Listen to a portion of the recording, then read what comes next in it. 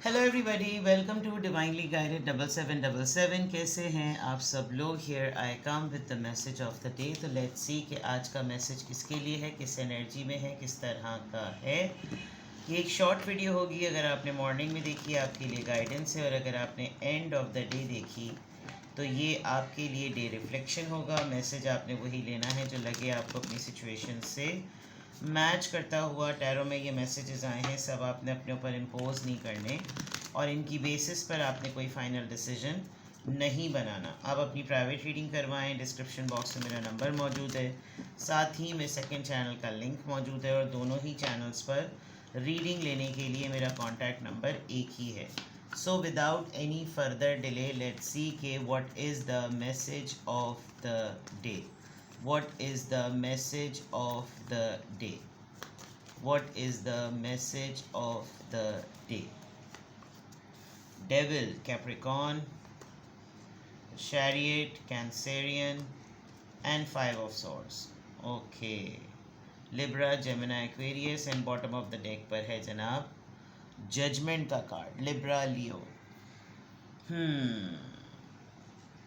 वैसे तो मुझे यहाँ पर ऐसा लग रहा है कि जैसे आप अपने अंदर की किसी नेगेटिविटी को बिल्कुल एक ऐसे डिसीजन पर लाने वाले हैं कि अगर कोई चीज़ें बार बार आर्ग्यूमेंट का सबब बन रही थी, कॉन्फ्लिक्ट का सबब बन रही थी, बिकॉज़ उसका इम्पैक्ट जो है ना वो आपकी लाइफ में बहुत ज़्यादा हो रहा है, बहुत ज़्यादा।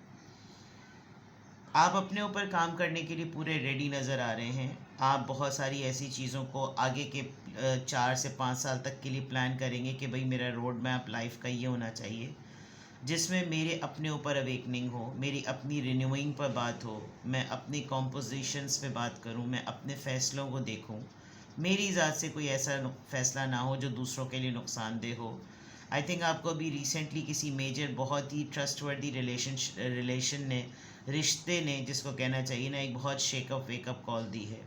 आपके साथ कुछ अरसे से ये सीरीज़ चल रही है कि आप जिन रिश्तों पर रिलाय करते हैं वो एक एक करके आपके सामने खुलते चले जा रहे हैं, और आपको ये अंदाज़ा हो रहा है कि वाकई जो हकीकतन किताबी बातें होती हैं, या जो बुज़ुर्गों ने ये बातें कही हैं कि कोई रिश्ता सगा नहीं होता सिवाय माँ बाप के, तो वो वही वाली बात है कि आपने बहुत ज़्यादा रिश्तों को शायद वो कुछ दे दिया जिनको जिनको कुत्ता भी नहीं माज़त के साथ पूछता था।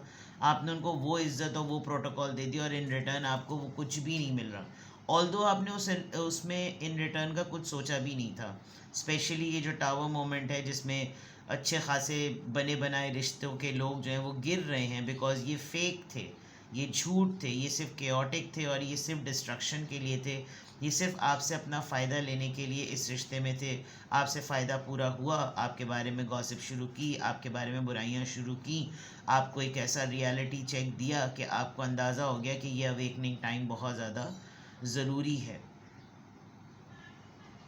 आप अपनी गलती का ऐसा लग रहा है कि ओवरऑल एनर्जी में आप अपने हिस्से का एक लिमिटेड ही अमाउंट का ब्लेम अपने ऊपर लेने को तैयार हैं। अगर कोई आपको भरे बाज़ार में ईवल पोर्ट्रे कर रहा है कि नहीं ये गलत है, इसका मिजाज गलत है, ये एरोगेंट है, ये फलाना है, ये ढमका है, आप उस चीज़ को बिल्कुल भी एक्सेप्ट नहीं करते हुए नज़र आ रहे, बिकॉज आपको ये पता है कि कौन लिमिटेड सर्कल के लोग मेरे अपने साथ हैं।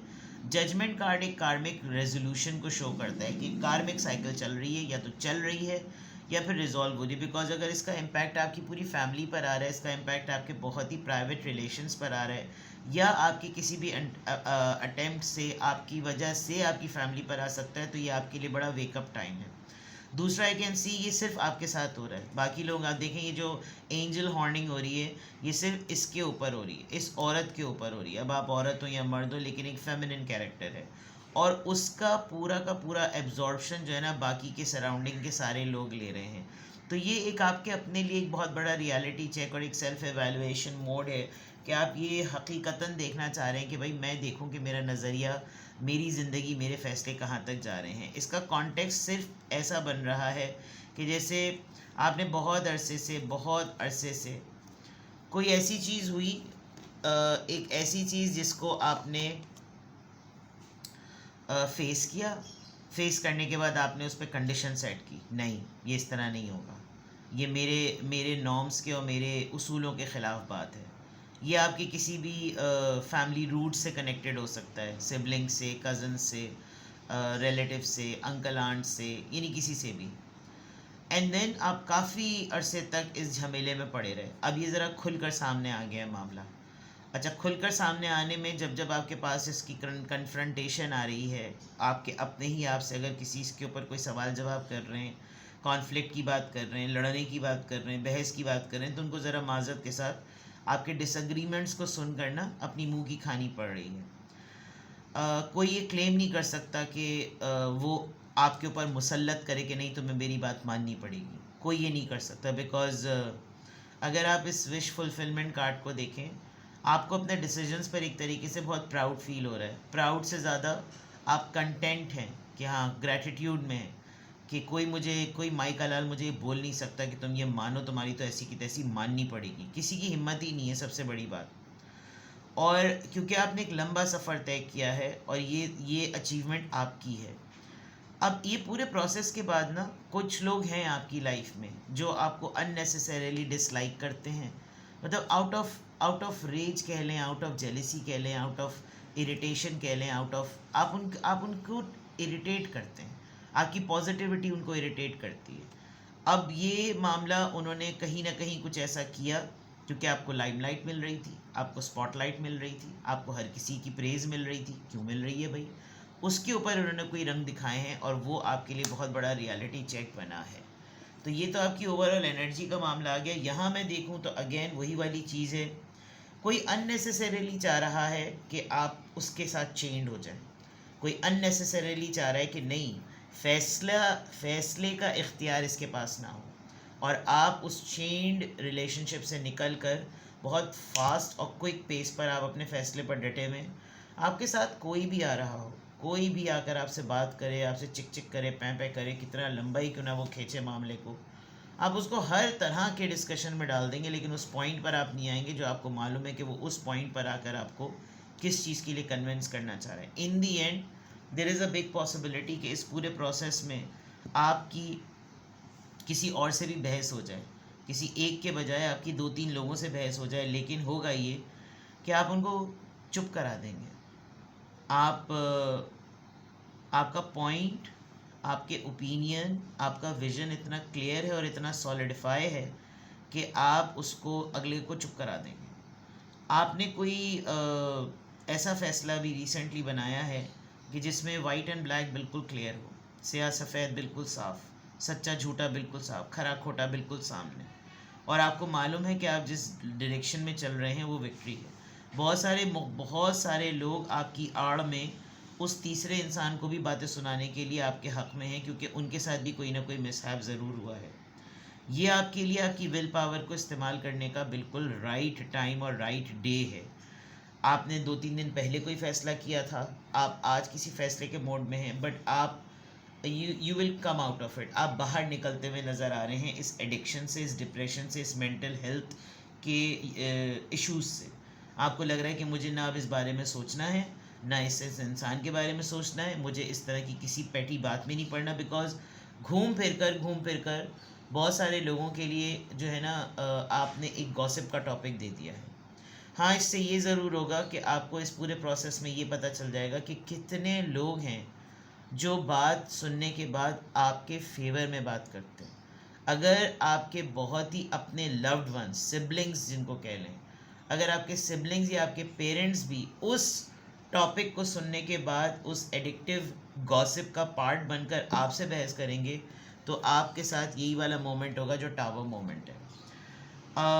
ये एक हाई टाइम है, मैं कहूँगी ये एक बहुत हाई टाइम है आपके लिए इस बात को जानना कि आपके साथ कौन मुखलिस है और कौन मुखलिस नहीं है, कौन एहसानमंदी में गलत बात को भी सही कह रहा है और कौन दयानतदारी में, इंटेग्रिटी में गलत बात को गलत ही कह रहा है।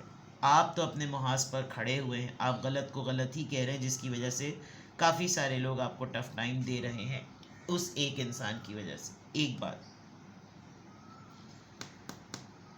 आपको अच्छी तरह से पता है कि आपका अब फोकस क्या होना चाहिए।